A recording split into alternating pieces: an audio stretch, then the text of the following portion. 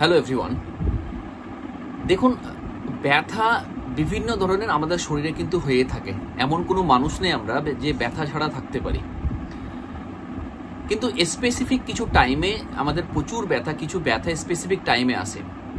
যেমন সকালে ঘুম থেকে উঠে যদি ধরা যায় তাহলে 80 থেকে 90% লোকের কিন্তু সকালে ঘুম থেকে উঠে একটা পেন বা ব্যথা একটা থাকে, এবং আস্তে আস্তে যখন দিন ঘনাতে শুরু করে তখন সেই পেনটা একটা টাইমের পরে আস্তে আস্তে কমতে শুরু হয়। আবার কিছুক্ষণ রেস্ট নেওয়ার পরে কিন্তু দেখা যায় যে আবার সেই ধরনের ব্যথা হয়, সে কোমর ব্যথা হোক বা হাঁটু ব্যথা হোক বা গলায় ব্যথা হোক বা যে কোনো জায়গায় ব্যথা হোক না কেন, যে একটা স্পেসিফিক টাইমে ব্যথা কিন্তু আমরা 80 থেকে 90% মানুষের মধ্যে বেশি দেখা যায়। একটা এজের পরে আরও বেশি হয়, সেটা 40 থেকে 45 বছর এজের পরে বেশি বোঝা যায়, স্পেশালি ফিমেলদের ক্ষেত্রে আরও বেশি বোঝা যায়। তো আজকে একটা ভেরি ভেরি ইম্পর্টেন্ট টপিকস নিয়ে আলোচনা করতে চাইছি, যে আমাদের যে ব্যথা আর্থ্রাইটিস নিয়ে আলোচনা করতে চাইছি, যে বিভিন্ন ধরনের আর্থ্রাইটিস হয়, আর্থ্রাইটিস টোটাল কত রকমের হতে পারে এবং স্পেসিফিক কোন এজে কোন আর্থ্রাইটিস হওয়ার চান্সটা বেশি, ছেলেদের ক্ষেত্রে কোন আর্থ্রাইটিস হওয়ার চান্স বেশি, মেয়েদের ক্ষেত্রে কোন আর্থ্রাইটিস হওয়ার চান্সটা বেশি, এবং অবশ্যই কিন্তু তার কারণটা কি, স্পেসিফিক কি কারণ আছে তার জন্য, ডায়াগনোসিস আমি কি করব, তার সাথে আর্থ্রাইটিসের জন্য আমরা স্পেসিফিক কিছু খাবার আছে, যে খাবারগুলো যদি আমরা প্রথম থেকে মানি তাহলে ওষুধের কোনো প্রয়োজনই নেই, এবং আমরা কিছু খাবার অ্যাডভাইস করব এবং কিছু খাবার আমরা অ্যাভয়েড করব। তার সাথে সাথে অবশ্যই very very important homeopathy treatment, যে আমরা হোমিওপ্যাথি ট্রিটমেন্ট এর জন্য কি দেব। দেখুন, হোমিওপ্যাথিক্যালি প্রচুর ভালো ভালো ওষুধ আছে আমাদের ক্ষেত্রে। আজকে ডিটেলস হোমিওপ্যাথি ওষুধের ব্যাপারে আলোচনা করব, তার পোটেন্সি এবং ডোজ এবং কতদিন খেতে হবে রোগীকে এবং কি নিয়মে খেতে হবে, টোটাল ব্যাপারটা নিয়ে আলোচনা করব। আপনাদের অনুরোধ করা হচ্ছে পুরো ভিডিওটা শেষ অবধি দেখুন। আমি doctor MD S Azam, consultant homeopathy physician, BHMS honours, medical officer, college 3 rural হাসপাতাল। দেখুন, ইনফ্লামেশন অফ জয়েন্ট, তার সাথে একটা পেন এবং সোয়েলিং এবং স্টিফনেস যদি থাকে with reduce motion, difficult to motion, সেটাকে আর্থ্রাইটিস বলা হয়। টাইপ অফ আর্থ্রাইটিস, কত ধরনের টাইপ আর্থ্রাইটিস আছে, টোটাল 8 ধরনের আর্থ্রাইটিস দেখা যায়, তার থেকেও বেশি আর্থ্রাইটিস আছে, কিন্তু আমরা নর্মালি কিন্তু 8 ধরনের আর্থ্রাইটিস দেখতে পাই। কি কি আর্থ্রাইটিস? প্রথম যেটা ভেরি ভেরি ইম্পর্টেন্ট, 80 থেকে 90% ক্ষেত্রে যে আর্থ্রাইটিসটা সব থেকে বেশি আমরা দেখতে পারি সেটা নাম হচ্ছে অস্টিও আর্থ্রাইটিস।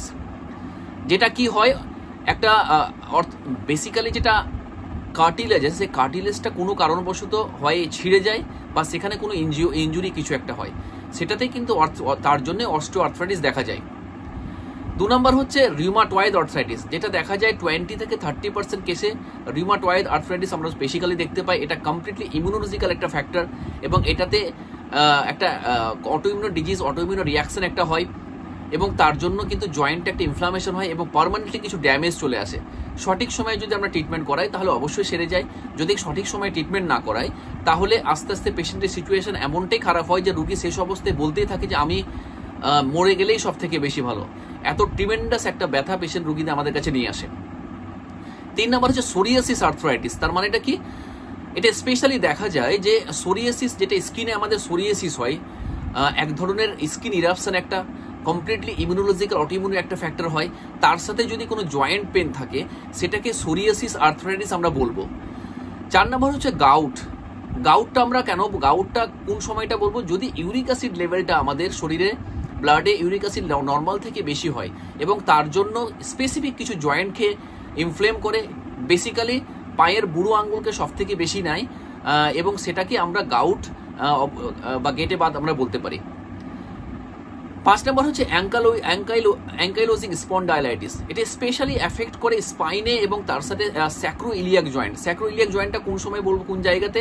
ঠিক লাম্বার রিজনের নিচের যে জয়েন্টগুলো আছে সেটাকে স্যাক্রোইলিয়াক জয়েন্ট বলা হয়। অ্যাঙ্কাইলোজিং স্পন্ডাইলাইটিস থাকলে রুগী বেসিক্যালি কি হয়, স্পাইনটা কিন্তু স্ট্রেট হয়ে যায়।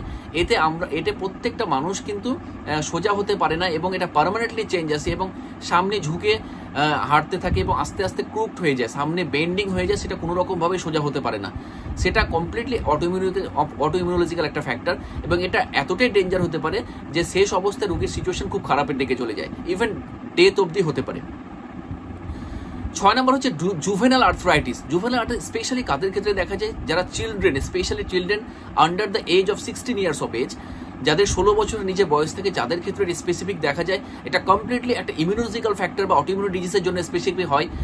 অটোইমিউন ডিজিজটা কি একটু বলে রাখি, যে একটা অ্যান্টিজেন এবং অ্যান্টিবডি রিয়াকশন হয়। তার মানেটা কি, নর্মালি কি হয়, আমাদের শরীরে যেগুলো অ্যান্টিবডি বসে আছে, বাইরে থেকে যদি কোনো রকম ব্যাকটেরিয়া কিংবা ভাইরাস যদি আমাদের শরীরে ঢুকে, তাদেরকে চিনতে পারে, তাদের অ্যান্টিজেন দিয়ে চিনতে পারে। এতে কি করে, আমাদের শরীরে যেগুলো অ্যান্টিবডি বসে আছে তারা কিন্তু ওদেরকে ধ্বংস করে দেয়। কিন্তু কিছু কিছু সময়ে দেখা যায় যে আমাদের শরীরের নিজের সেলকেই চিনতে পারে না। ওরা মনে করে যে এটা বাইরের কোনো পার্টিকলস বা বাইরের কোনো ইনফেকশাস কিছু প্রোডাক্ট আছে, তার জন্য কি করে ওরা নিজস্ব সেলকে নিজেরা মেরে দেয়। এটাকে অটোইমিউন ডিজিজ বলা হয়। তার জন্য কিন্তু ইনফ্লামেশন একটা দেখা যায়। এর জন্য প্রচুর সমস্যা, যেমন জুভেনাইল আর্থ্রাইটিস, এটাও একটা one of the important factor বলতে পারেন। 7 নম্বর হচ্ছে ভাইরাল আর্থ্রাইটিস। তার মানে কি, কিছু ভাইরাসের জন্য স্পেসিফিক আর্থ্রাইটিসটা হয়, স্পেশালি কোনো ভাইরাল কিছু infection, after viral infection, specially জ্বর বা অন্য কিছু ভাইরাল ইনফেকশন যদি হয়, তাতেও থ্রোট ইনফেকশন যদি কিছু একটা হঠাৎ করে ভাইরাল কিছু ইনফেকশন হলো, বা চোখে কোনো ভাইরাল ইনফেকশন যদি হয়, তারপরে হঠাৎ করে যদি কোনো জয়েন্ট ইনফ্লেম করে, সেটাকে বলা হয় যে ভাইরাল আর্থ্রাইটিস। স্পেশালি কি ধরনের, যদি এসএলই দেখা যায়, এসএলই বলতে সিস্টেমিক লিউপাস এরিথ্রোপেটাস, একটা ভেরি ভেরি ইম্পর্টেন্ট একটা অটোইমিউন ডিজিজ, ভাইরাল ইনফেকশনের জন্য হয়। তার সাথে হারপিস জস্টার একটা ইম্পর্টেন্ট একটা ফ্যাক্টর, তাদের সেসব একটা কমপ্লিকেশনের জন্য এই ভাইরাল আর্থ্রাইটিস দেখতে পাই আমরা। 8 নম্বর এবং ফাইনাল, সেটা হচ্ছে রিঅ্যাক্টিভ আর্থ্রাইটিস। রিঅ্যাক্টিভ আর্থ্রাইটিসটা কি, এটা স্পেশালি হয় কোনো ইনফেকশনের কমপ্লিকেশন হিসেবে হয়। বেসিক্যালি কোন ধরনের ইনফেকশন দেখতে পাই আমরা, ইউটিআই বা কোনো রকম জিআই ট্রাকে কোনো রকম যে ইনফ্লামেশন কিছু বোঝা যায়, তাতেও কিন্তু এই সমস্যাগুলো অনেক সময় আসে। তো আর্থ্রাইটিসের যে ভাগগুলো আমি বললাম, টোটাল হচ্ছে 8টা ভাগ আমি নিয়ে আলোচনা করলাম আর্থ্রাইটিসের। যে 8টা ভাগের ক্ষেত্রে আমাদের সমাজের 95% ক্ষেত্রে এই 8টা ভাগই আমরা দেখতে পারি। বাকি এক্সেপশনাল 5% আছে যেটা ভেরি ভেরি রেয়ার, সেগুলো খুব কমই দেখা যায়, লাখে হয়তো একটা দেখা যায়, সেগুলো নিয়ে আলোচনা করছি না। যে সব থেকে কমন সেটা হচ্ছে আর্থ্রাইটিস, তারপর রিমাটয়েড আর্থ্রাইটিস, তারপর হচ্ছে গাউট। এই 3টা হচ্ছে সব থেকে ভেরি ইম্পর্টেন্ট এবং প্রচুর কমন। এমন কোনো বাড়ি নেই যে এই ধরনের একটা কিংবা দুটো আর্থ্রাইটিস রোগী আমাদের মধ্যে নেই। প্রত্যেকটা বাড়িতেই কিন্তু আর্থ্রাইটিসের রোগী আমরা পাবোই। সব থেকে বেশি পাবো সেটা অস্টিও আর্থ্রাইটিস। এবার আমরা আলোচনা করব এর লক্ষণগুলো কি কি রোগীরা আমাদের ক্ষেত্রে নিয়ে আসে। স্পেসিফিক কিছু লক্ষণ থাকে, যে লক্ষণগুলো ভেরি ভেরি ইম্পর্টেন্ট, সেই লক্ষণগুলো আমাদের কাছে নিয়ে আসে। যেটা প্রথম হচ্ছে একটা জয়েন্ট পেন আমাদের কাছে নিয়ে আসে। একটা জয়েন্ট পেন, জয়েন্ট সোয়েলিং একটা থাকে। তার সাথে কি হয়, স্পেশালি কি হয়, কোন টাইমটা স্টিফনেস থাকে, স্পেশালি মর্নিং এবং আফটার রেস্ট স্টিফনেসটা সব থেকে বেশি বোঝা যায়। রিডিউসড মুভমেন্ট অফ জয়েন্ট, আস্তে আস্তে জয়েন্টের মুভমেন্ট কমে যায়। তার সাথে একটা হট এবং রেডনেস অফ দ্য জয়েন্ট, এটা ইনফ্লামেশন, এটা সাইন অফ ইনফ্লামেশন বলতে পারেন। ফ্যাটিক, ফিভার এবং ওয়েট লস। ফ্যাটিক ফিভার আসার তার কারণটা হচ্ছে একটা ইনফ্লামেশন, একটা সিমটম, স্পেসিফিক একটা ইনফ্লামেশনের জন্যই কিন্তু এটা বেসিক্যালি দেখা যায়, ফ্যাটিক এবং ফিভারটা। তো এই ধরনের সিমটম আমরা বেসিক্যালি দেখতে পাই প্রত্যেকটা রোগীর ক্ষেত্রে। এই ধরনের সিমটম যদি আমরা দেখতে পাই, তাহলে অ্যাজ আর্লি অ্যাজ পসিবল আমরা অবশ্যই কিন্তু কিছু ইনভেস্টিগেশন আছে, সেই ইনভেস্টিগেশনগুলো আমরা কিন্তু করে নিতে পারি। ওটা করলে আমরা অন্তত কনফার্ম হতে পারবো বাড়িতে বসেই যে আমার প্রবলেমটা কোন দিকে যাচ্ছে। যেটা প্রথম, যেটা ভেরি ভেরি ইম্পর্টেন্ট ইনভেস্টিগেশন, সেটা হচ্ছে একটা আরএ ফ্যাক্টর আমি টেস্ট করতে পারি। আরএ ফ্যাক্টর করলে আমি কনফার্ম হতে পারবো যেটা রিউমাটয়েড আর্থ্রাইটিস না অন্য কোনো রোগ আছে নাকি। যদি আরএ ফ্যাক্টর নর্মাল থেকে বেশি দেখায়, তাহলে অবশ্যই ভেবে নিতে হবে যে এটা স্পেসিফিক, এটা হচ্ছে রিউমাটয়েড আর্থ্রাইটিস। ইউরিক অ্যাসিড আমি টেস্ট করতে পারি একটা। ইউরিক অ্যাসিড আমরা যে টেস্ট করি তাতে কনফার্ম হতে পারে আপ টু 6.5, আবার কারো ক্ষেত্রে 7 mg অব্দি নর্মাল দেখায়। আরএ ফ্যাক্টর যেটা হয় স্পেসিফিক 20 mg অব্দি নর্মাল স্পেশালি দেখা যায়। তার থেকে বেশি হলে আমরা কিন্তু সেটাকে অ্যাবনর্মাল বলি। তার সাথে একটা সিম্পল একটা এক্সরে আমি করব। এক্সরে করলে আমি জয়েন্টে কোনো রকম অস্টিওফাইটস বা জয়েন্ট রিডিউসিং কিছু হচ্ছে নাকি, বা মুভমেন্ট বা আর্থ্রাইটিস কিছু চেঞ্জ হচ্ছে নাকি, সেটা কিন্তু কমপ্লিটলি এক্সরেতে বলে দেওয়া। তারপরে একটা সিআরপি করতে পারি। সিআরপি বাড়বে, সি রিঅ্যাক্টিভ প্রোটিন বাড়বে। যদি কোনো ইনফ্লামেশন থাকে তাহলে ওটা বাড়া থাকবে। তার সাথে একটা ইএসআর অবশ্যই করতে পারি। ইএসআর করলেও কিন্তু এটা অনেক সময় বাড়ে। লাস্টলি ভেরি ইম্পর্টেন্ট, যেটা এমআরআই এবং ইউএসজি আমি করতে পারি। এমআরআই করলে আমি আরো জয়েন্টের আরো স্পেসিফিক ইনজুরিটা স্পেসিফিক ডিজিজ হয়ে যায় সেটা আরো কনফার্ম আমি বলতে পারবো বা দেখতে পারবো। ইউএসজি কোন জায়গাতে করবো, যদি সফট টিস্যু ইনজুরি কিছু হয় বা আর্লি জয়েন্ট কিছু ড্যামেজ বা ইনফ্লামেশন কিছু যদি হয়, সেই ক্ষেত্রে কিন্তু আমরা একটা ইউএসজি করতে পারি এবং করলে ডেফিনেটলি আমরা একটা ডায়াগনোসিস আরো কনফার্ম করতে পারবো। তো আমি যে ধরনের আর্থ্রাইটিসের কথা বললাম, তার সাথে যে ধরনের টোটাল সিমটমগুলো বললাম, যদি এই ধরনের সিমটম আমি পাই তাহলে অবশ্যই এই ইনভেস্টিগেশনগুলো আমাদের ক্ষেত্রে ডেফিনেটলি জরুরি। আমরা প্রত্যেকটা মানুষ আমাদের বাড়ির প্রত্যেকটা আশেপাশেই কিন্তু কোনো না কোনো ল্যাবরেটরি বা কোনো ইনভেস্টিগেশন সেন্টার আমাদের আশেপাশে আছেই। এক্স রে প্রত্যেকটা জায়গাতে হয়, RA ফ্যাক্টর প্রত্যেকটা জায়গাতে হয়, ইউরিক অ্যাসিড প্রত্যেকটা জায়গাতেই হয়। এমন আরেকটা রিপোর্ট আমরা করতে পারি, সেটা হচ্ছে CBC complete blood count, haemoglobin লেভেলটা আমি দেখবো। তার সাথে আমি অবশ্যই কিন্তু যে কোনো ইনফ্লামেশন যদি থাকে তাহলে টোটাল কাউন্টটা প্রচুর বাড়বে, নিউট্রোফিল লিম্ফোসাইট কাউন্টটা কিন্তু বেড়ে যাবে। তো এরকম একটা আমি সিবিসিও করতে পারি। তো এই রিপোর্টগুলো আমরা আর্লি করে নিলে আমরা অন্তত কনফার্ম হতে পারবো যে আমার প্রবলেমটা কোন দিকে যাচ্ছে। এতে আমার ডায়াগনোসিস ঠিক হবে এবং তার সাথে ইনভেস্টিগেশন যদি ঠিকঠাক হয়, ডায়াগনোসিস ঠিকঠাক যদি হয়, তাহলে মেডিসিন সিলেকশন খুব হেল্প হবে, এতে খুব তাড়াতাড়ি রোগী সুস্থ হবে। রিস্ক ফ্যাক্টর কি কি থাকতে পারে স্পেসিফিক যে আর্থ্রাইটিস আছে সেগুলো? রিস্ক ফ্যাক্টর হচ্ছে প্রথম যেটা হচ্ছে এজ, একটা ভেরি রিস্ক ফ্যাক্টর। যেমন স্পেশালি ওল্ড এজের ক্ষেত্রে কারো হয়, ওল্ড এজ বা মিডল এজের পরে স্পেসিফিক যেটা দেখা যায় অস্টিও আর্থ্রাইটিস ভেরি কমন, তার সাথে gout is very common, specific এই এজে দেখতে পাই আমরা। ফিমেলদের ক্ষেত্রে স্পেসিফিক কি কমন, যেমন রিমাটয়েড আর্থ্রাইটিস ফিমেলদের ক্ষেত্রে সব থেকে বেশি কমন, 5:1 বলতে পারেন। যদি 10টা রোগীর মধ্যে 5টা রোগী যদি দেখা যায় যে আর্থ্রাইটিস হচ্ছে, তার মধ্যে 5টা রোগী হচ্ছে, 10টা রোগীর মধ্যে 5টা রোগী, টোটাল যদি 6টা রোগী আমরা ধরা পড়ি RA-তে রিমাটয়েড আর্থ্রাইটিস, তার মানে 5টা রোগী ফিমেল হবে, একটা মেল হয়তো হতে পারে। ফিমেলদের ক্ষেত্রে মোস্টলি কমন, তার কারণ আছে। কারণ হচ্ছে স্পেসিফিক অটোইমিউন ডিসঅর্ডার হয়, হরমোনাল ডিসব্যালেন্সের জন্য হয়। স্পেসিফিক কিছু হরমোন ইস্ট্রোজেন লেভেলে ভেরি রেসপন্সিবল এই প্রবলেমের জন্য, একটা হরমোনাল ডিসব্যালেন্সের জন্য কিন্তু অনেক সময় প্রবলেম দেখতে পাই আমরা। তারপরে কি হচ্ছে, তারপরে হচ্ছে ওবেসিটি, একটা ভেরি ইম্পর্টেন্ট ফ্যাক্টর দেখা যায়, specially higher load on the weight bearing joint যেগুলো হয়, প্রচুর load specially knee joint, ankle joint এবং হিপ জয়েন্ট, তার সাথে লাম্বার রিজনে, এইসব জয়েন্ট একটা ওয়েট বিয়ারিং এরিয়া, এবং এগুলোতে যারা ওবেসিটি আছে তাদের ক্ষেত্রে সব থেকে বেশি প্রবলেম আমরা দেখতে পাই। ফ্যামিলি হিস্ট্রি, জেনেটিক একটা রিস্ক ফ্যাক্টর থাকে। যদি দেখা যায় বাবার, মায়ের কিংবা ঠাকুমার কিংবা দিদির কারো ক্ষেত্রে যদি আর্থ্রাইটিস থাকে, তার ক্ষেত্রে সব থেকে বেশি চান্স থাকে আর্থ্রাইটিস হওয়ার চান্স বেশি থাকবে। In case of joint injury may trigger early onset of arthritis, যদি জয়েন্ট ইনজুরি কিছু থাকে তাহলে এটা ট্রিগার করে আর্থ্রাইটিস খুব তাড়াতাড়ি হওয়ার জন্য। তারপরে হচ্ছে কি অটোইমিউন একটা কন্ডিশন, যেটা এর আগে আমি বললাম যে অটোইমিউন ডিজিজ একটা very important, specially rheumatoid arthritis, autoimmune arthritis, psoriasis arthritis, autoimmune, এবং স্পেসিফিক হয় after ACD, after viral hepatitis, আরও কিছু অটোইমিউন ডিজিজের জন্য স্পেসিফিক আমরা দেখতে পাই। তার সাথে কি হচ্ছে, তার সাথে আমরা দেখতে রিস্ক ফ্যাক্টরের মধ্যে হচ্ছে ডায়েট এবং অ্যালকোহল। যেমন স্পেসিফিক ডায়েট কেন আমরা বলি, যেগুলো গাউট স্পেশালি হয়, গাউট যেগুলো খাবার আমরা নিষেধ করেছি, আমি আমার লিঙ্কে ডাউট নিয়ে এর আগে আলোচনা করেছি, রিউমাটয়েড আর্থ্রাইটিস প্রচুর এটা নিয়ে আলোচনা করেছি, লাম্বার স্পন্ডাইলিসিস নিয়ে আলোচনা করেছি, এবং তার সাথে আরও অস্টিও আর্থ্রাইটিস নিয়ে আলোচনা করেছি। তো আমি প্রত্যেকটা লিঙ্ক ডেসক্রিপশনে দিয়ে দেবো, আপনারা দেখতে পারলে আরও বেশি আশা করছি আরও ক্লিয়ার ব্যাপারটা হয়ে যাবে। তো ডায়েট এবং অ্যালকোহল হচ্ছে ভেরি ইম্পর্টেন্ট ফ্যাক্টর একটা গাউট হওয়ার জন্য। তার কারণটা হচ্ছে এটা ইউরিক অ্যাসিড লেভেলটা বাড়িয়ে দেয় এবং বিল্ড আপ করে ইউরিক অ্যাসিড, এতে কিন্তু গাউট হওয়ার টেন্ডেন্সি বা আস্তে আস্তে বাড়তে শুরু করে। তো risk factor is very important. Risk factor total 7 ধরনের রিস্ক ফ্যাক্টরের কথা বললাম, যে ফ্যাক্টরগুলো সব থেকে এই রোগের জন্য দায়ী, এই ফ্যাক্টর যদি আমরা দেখতে পারি তাহলে তাদের ক্ষেত্রে কিন্তু আর্থ্রাইটিস হওয়ার চান্সটা সব থেকে বেশি থাকে। এবার আমরা আলোচনা করব ফুডস আমরা কি ওই সময়টা আমরা স্পেসিফিক কিছু ফুডস আছে যে ফুডসগুলো আমরা ওই সময় খেতে বলবো রোগীদেরকে। কি ধরনের খাবার আমরা খেতে বলবো? স্পেসিফিক ফ্যাটি ফিশ আমরা খেতে বলবো। তার কারণটা হচ্ছে তার মধ্যে ওমেগা-3 ফ্যাটি অ্যাসিড আছে এবং ওমেগা-3 ফ্যাটি অ্যাসিড হচ্ছে অ্যান্টিঅক্সিডেন্ট, তার সাথে vitamin A, vitamin C, vitamin K আছে এবং এর মধ্যে প্রচুর পরিমাণ ক্যালসিয়াম আছে। তার জন্য আর্থ্রাইটিসকে হেল্প করে এবং ব্যথা কমাতে হেল্প করে। জয়েন্টে যে আস্তে আস্তে অস্টিওফাইটস তৈরি হয় এবং জয়েন্ট আস্তে আস্তে ক্ষয় হয়, সেটা ক্ষয়কে আস্তে আস্তে ঠিক করায়।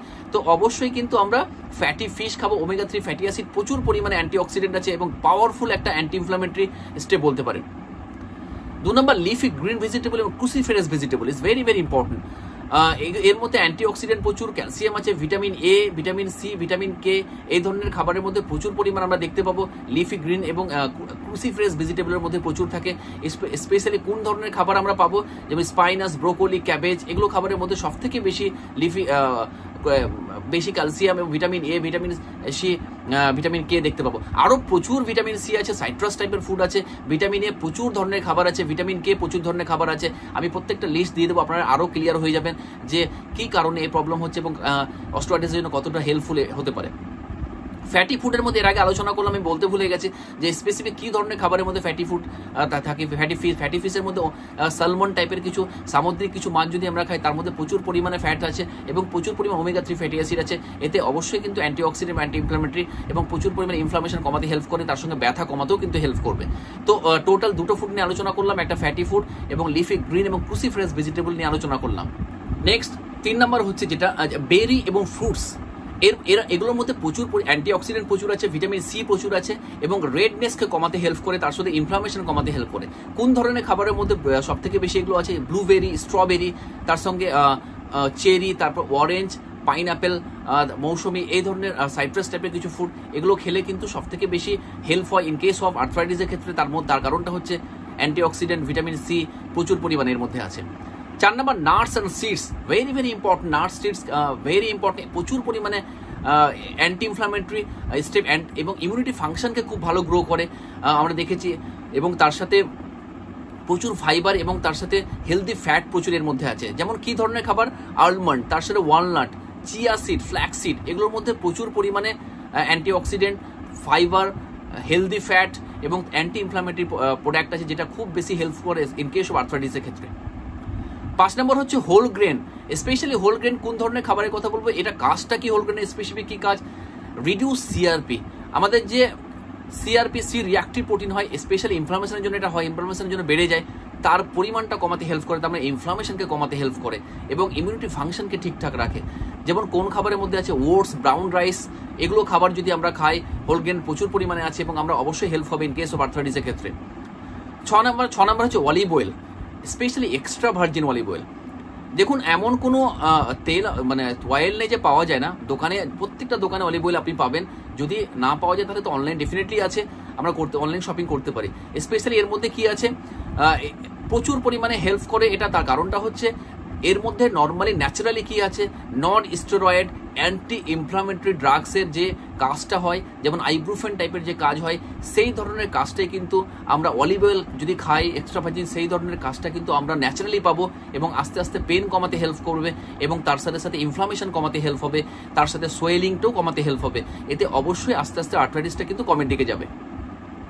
7 নম্বর গার্লিক, অনিয়ন এবং তার সাথে হচ্ছে যে garlic onion is very very important. আমরা যদি এটাকে, এবং হলুদ, কাঁচা হলুদ ভেরি ভেরি ইম্পর্টেন্ট। আমরা কাঁচা হলুদ যদি খেতে বলি তাহলে এত পরিমাণে অ্যান্টিঅক্সিডেন্ট আছে, অ্যান্টি ইনফ্লামেটরি আছে, ইমিউনো ফাংশনকে গ্রো করে, এতে ইনফ্লামেশনকে খুব তাড়াতাড়ি কমায় এবং তার সাথে পেন রিডিউসড করে।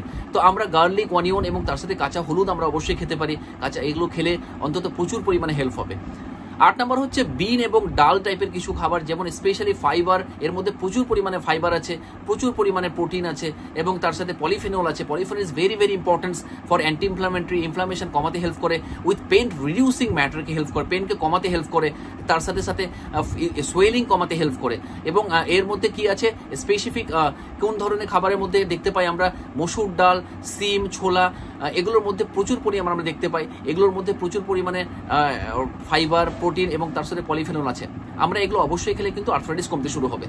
9 নাম্বার এবং ফাইনাল সেটা হচ্ছে গ্রিন টি।